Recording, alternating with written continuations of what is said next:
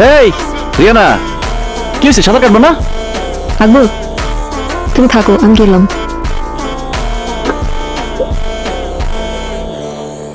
Hello লালি, কেমন আছিস? এই তুই আমারে ফোন দিছিস কেন? তোর না বলছি আমারে ফোন দিবি না? আরে আমি কি আদারে ফোন দিছি নাকি? ফোন দিছি একটা দরকারে। আমি তখন ঢাকা, রিয়ানা গো বাড়িতে ভাবতাছি ঢাকায় ছেড়ে লই যাবো গা। কি তুই ঢাকা?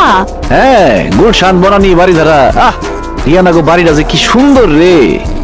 তোর অবশ্য কই লাভ নাই, তুই এরকম বাড়ি জীবনে দেওয়া নাই, দেখবিও না। শোন, এসি থেকে শুরু করে সব আছে।